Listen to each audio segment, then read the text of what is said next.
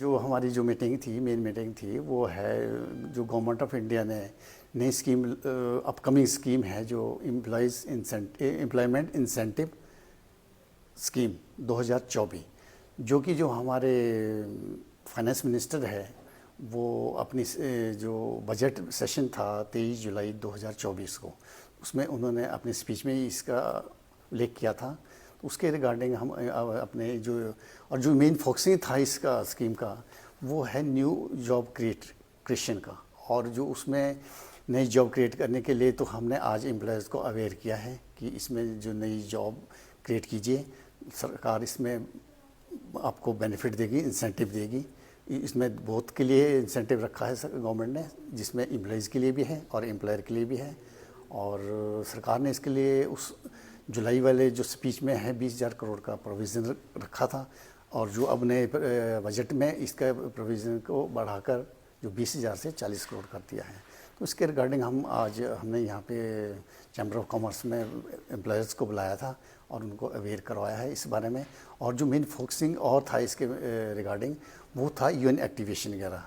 जो ELA scheme है उसमें जो और बेनिफिशियल मिलेगा, बेनिफिट जो एम्प्लॉई है उनके जो यूएन नंबर है वो एक्टिवेट करने पड़ेंगे, और उनका जो KYC अपडेट होना चाहिए ताकि वो उन मेंबर को वो बेनिफिट दिला सके। ये जो पैसा आएगा ये एम्प्लॉयर, एक्चुअली इसमें 3 स्कीमें हैं। तो जो पहली स्कीम है वो केवल एम्प्लॉइज़ के लिए है। उसमें उसकी जो पहले सैलरी होगी 15,000, फॉर एग्जांपल 15,000, यानी उसको PF सैलरी माना गया है, चाहे उसकी 8,000 होगी या 12,000 होगी या 15,000 होगी।